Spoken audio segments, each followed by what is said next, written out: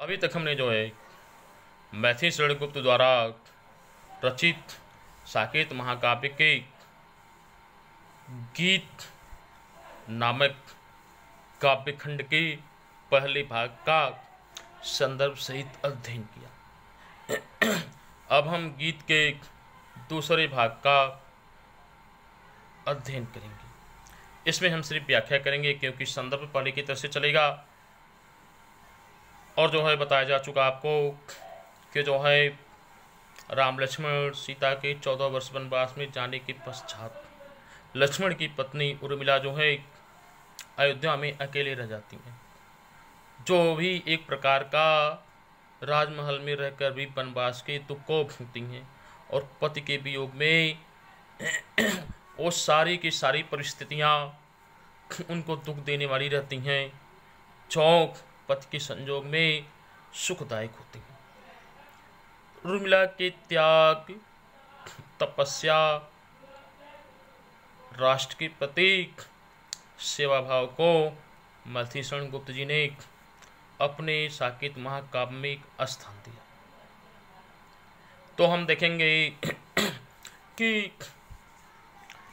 शीत ऋतु में उर्मिला किस प्रकार से जो है अपने भावों को प्रकृति के संकेतों, उपादानों, पशु पक्षियों के माध्यम से जो है व्यक्त करती हैं और उनको समझती है।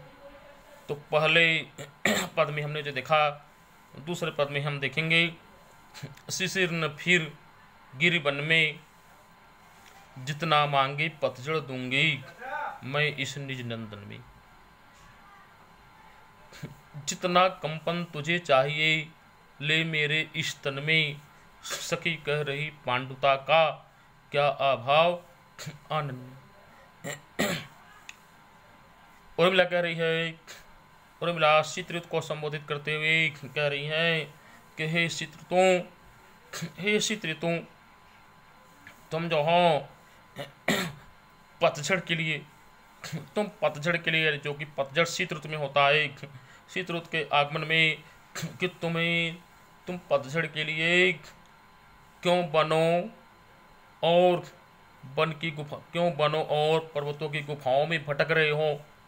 तुम्हें जितना भी पतझड़ चाहिए, यानी कि जितने भी पतझड़ की दुखद और पीलापन एवं पतझड़ जो वियोग का प्रतीक है, ये सब सारी दशाएं पतझड़ की तुम्हें चाहिए, बृहजन्य दशाएं तुम्हें पतझड़ की चाहिए, वो सब सारी बृहजन्य दशाएं पतझड़ के मेरे इस शरीर रूपी नंदन में यानी वन में मौजूद हैं और तुम मुझसे ले लो। तुम्हें इन्हें प्राप्त करने के लिए कहीं इधर उधर भटकने की जरूरत नहीं है।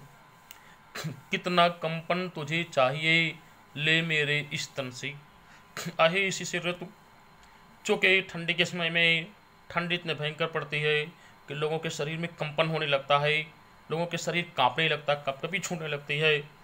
तो वही उर्मिला कह रही है कि हे शीत ऋतु, तुझे जितना भी कंपन चाहिए, जितनी भी कपकपी चाहिए, तुझे कहीं और जाने की जरूरत नहीं है।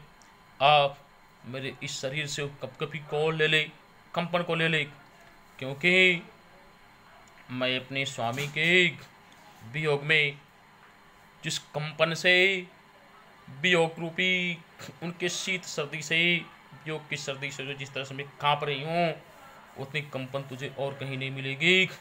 तू आ और सारा का सारा कंपन जो है मेरे इस शरीर से ले ले। इतनी कंपन तुझे प्रकृति के किसी अन्य तत्व से नहीं मिलेगी। सखी कह रही पांडुता का क्या अभाव आनंद में। उर्मिला कह रही है कि शीत ऋतु, मेरी सखियाँ कह रही हैं कि पीलापन, जो कि पत्ते जो पतझड़ में झड़ते हैं उसमें पीलापन रहता है, पीलापन जीवन में नैराश्यता और निर्जीवता का प्रतीक है। तुझे जो पीलापन चाहिए, तुझे प्रकृति में पतझड़ के समय पत्ते में जो पीलापन चाहिए, उस पीलेपन के लिए तुझे कहीं जाने की जरूरत नहीं है, क्योंकि मेरी सखियां कह रही हैं कि इस मेरे शरीर में पांडुता या पीलेपन का कोई अभाव नहीं है, यानी इस शरीर में सर्वत्र पीलापन ही पीलापन दिखाई दे रहा है, जो मेरे स्वामी लक्ष्मण जी के वियोग में है। वीर जमा दे नए नीर यदि तू मानस भाजन में, तो मोती सामय अकिंचना रखूं उसको मन में। वीर जमा दे नए नीर यदि तू मानस भाजन में। अब जो है उर्मिला शीत ऋतु को संबोधित करते हुए करे कि हे शीत ऋतु, अगर तू एक वीर की तरह से है तो तू अपने वीरता को दिखला, और मेरे नेत्रों से मेरे स्वामी के वियोग में जो निरंतर आंसू गिर रहे हैं, तो उन आंसुओं को तुम अपने शीत से जमा करके बर्फ की समान बना दो। और जो है इस तरह से तुम कर दोगे तो मेरे इस मानस में, मेरे हृदय में, माजन में, यदि तू मानस माजन में, तो इस मेरे हृदय में, इस मेरे मानस रूपी, मन रूपी माजन में जो है तू ऐसा कर सकेगा। तो मोती सामय अकिंचना रखूं उसको मन में। अगर तू ऐसा कर देगा, मेरे मानस में ऐसा तू कर देगा, यानी कि मेरे नयनों के नीर को, जल को तू जमा देगा अपने शीश से, और मोती के समान बन जाएंगे, जिसे मैं अपने मन रूपी मंदिर में रख सकूँगी। तो ऐसे मोती को, इन आंसू रूपी अपने कीमती मोती जो अपने प्रीतम के वियोग में बहा रहा हूँ मैं, उसको मैं अपने हृदय में हमेशा के लिए रख लूँगी। हंसी गई रो भी न सकूं मैं अपने इस जीवन में। उर्मिला